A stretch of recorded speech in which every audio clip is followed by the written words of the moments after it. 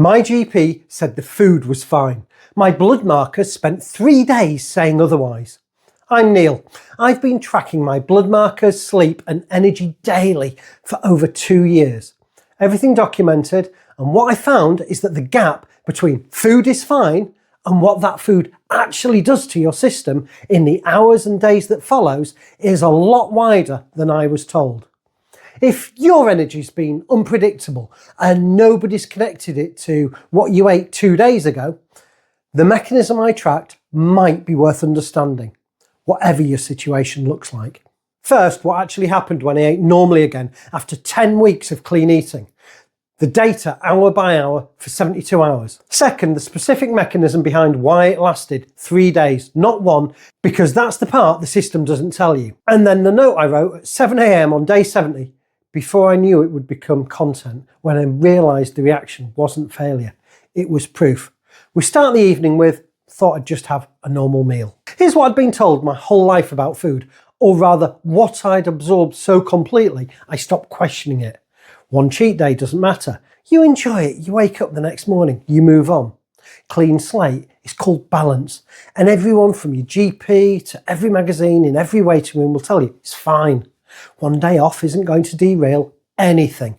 And honestly, I think that's mostly right. The conventional view makes sense. The body is resilient. It's designed to handle variation.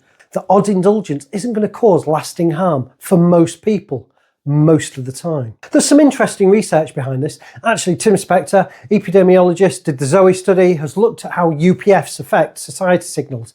He described what food scientists called the bliss point, precise ratios of salt, fat and sugar that overrides your normal fullness signals and causes you to overeat systematically. The phrase I remember was something along the lines of, people just don't know how to stop. Not a character flaw, product design. I believe the 1 day is fine version for most of my adult life, and I want to be fair to it because for most of my adult life I genuinely couldn't tell the difference between eating normally and eating badly. Everything felt roughly the same.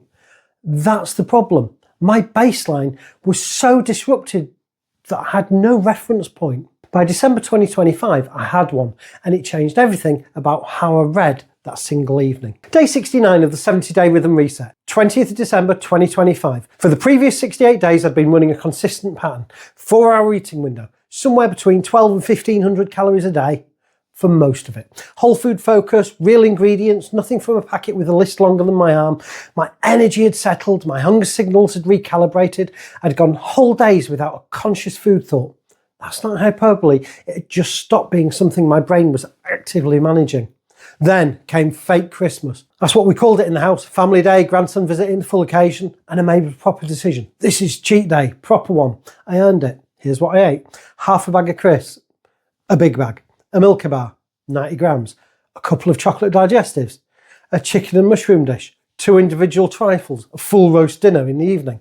Total for the day was somewhere north of 3,700 calories, about 410 grams of carbs, 100 grams of sugar, all eaten across 1 day. Finished well before midnight. I want to be clear about what this was and what it wasn't. This wasn't a binge in any clinical sense. It was a family celebration. It was Christmas food, the kind I'd eaten on dozens of occasions throughout my adult life without thinking twice. The kind most people eat routinely, several times a year. What I noticed during the day itself was interesting. By the evening, I was getting hunger signals I hadn't experienced in weeks. My brain was having what I wrote in my notes as a conscious food thought that I haven't had for a while. The satiety signals I'd spent 10 weeks rebuilding had gone noticeably quiet. I wasn't full in the way I'd come to expect. I wanted more, even though I'd eaten plenty. I noticed at the time the call to you, they make your satiety less front of house. That's exactly what it felt like. The food was working on me in a way that real food simply doesn't. Day 70, the morning after. I want to be precise about what I observed because this is where it gets quite interesting. I woke up with inflamed fingers, both hands, visible swelling, the kind I associate with eating something inflammatory. I felt bloated. And here's the part that surprised me the most. From the moment I woke up, my head was looking for food, not gentle hunger, actively searching. My brain was running a commentary that I hadn't heard in weeks, wondering what was for lunch before I'd even had breakfast. That low-level noise that I'd completely forgotten about. I wrote in my notes, I'm having some form, I think, of sugar withdrawal. Interestingly, that's a strange thing to write the morning after a single evening of normal eating. But that's what it felt like. The satiety signals had been scrambled. No GP conversation specifically about this event. I want to be straight about that. But I'd had my blood markers checked by my GP in December 2025. And the letter I received confirmed something that gave this day context. In her words, optimum normal health across every marker that they checked. 20 months off all medication. Asthma since 1978. Gout since 2000. All of it stable and unmedicated. So when my body reacted the way it did on day 70, I had a 2-year baseline to compare it against. That comparison is what made the reaction legible. What changed mechanically? 68 days of consistent clean eating had allowed my insulin response to settle. My gut had been fed properly, fermented foods, real food, fibre, for the better part of 10 weeks. Then in one evening, I'd put through roughly 100 grams of sugar, 410 grams of carbohydrates, mostly from ultra-processed sources. My system, which had recalibrated over weeks, got a very loud signal that it hadn't heard in a while. Here's the 72-hour picture. I'm giving you what I actually observed and noted, not what I expected. Day 70, inflamed fingers, bloated, head looking for food from waking. That sugar withdrawal feeling. The satiety signals, the one side rebuilt over 10 weeks, were substantially quieter than they'd been the day before. Day 71, woke feeling a lot clearer headed. My own note, some good food had settled me. So there was meaningful improvement. The fog was lifting. One night of eating properly had started to pull things back. Day 72, woke early. Work on my mind, couldn't go back to sleep, needed an early night. That's the timeline, not dramatic, not a health crisis, but noticeable because the disruption lasted 3 full days, not one. The wake up fresh, the next morning version of events didn't match what I actually experienced. I'd tracked a similar pattern in October 2025, about 2 months earlier, a sugar indulgence that sent my GKs, my glucose ketone index, the ratio that tells me how my metabolism is running, from 6.7 to 13.2 overnight. 3 days to stabilise. My own note from that period, freezing, irritable, hungry, GKI all over the place. And a documented 11-day refeed period in September 2025 where crisp heavy and pudding heavy choices, even with 15-hour fasting windows, produced an 11-pound weight gain that took nearly a fortnight to resolve. The same pattern tracked across multiple events over several months. One evening of UPF heavy, sugar heavy eating, 3 days to return to baseline. So when the video title says 3 days of this, that's what I mean. Not 3 days of catastrophe, 3 days of measurably disrupted satiety signals, inflammation, and cognitive noise that I'd stopped expecting to feel. My GP has started looking forward to my blood test almost as much as I do, which probably says something about the state of the NHS, but also about what's possible when you actually change the inputs. 13 years of data, all of it documented here. Subscribe if you want to follow it. What the data suggests, n equals 1. What my data suggests, and I want to be careful here because this is one person's experience, it's not a clinical trial, is that the disruption from a single UPF heavy meal isn't resolved overnight. In my case, it tracked consistently at around 2 to 3 days to return to baseline.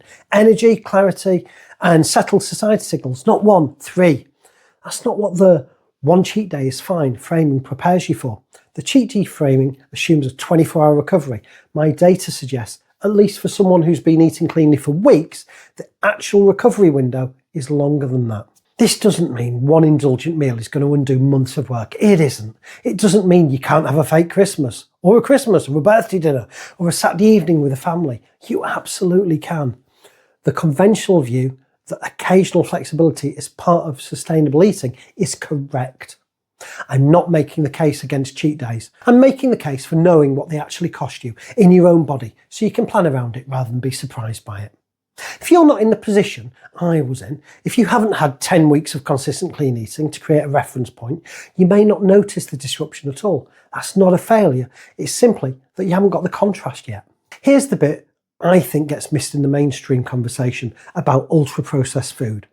The mechanism, the way UPFs bypass your satiety signals, the way the bliss point is engineered to override the "I've had enough" message, that mechanism is operating in everyone who eats them, not just in people who've had a diagnosis, not just in people managing a condition. The disruption I felt on day 70 didn't happen because I'm unwell. It happened because I'd stopped being disrupted all the time and could finally see the signal clearly.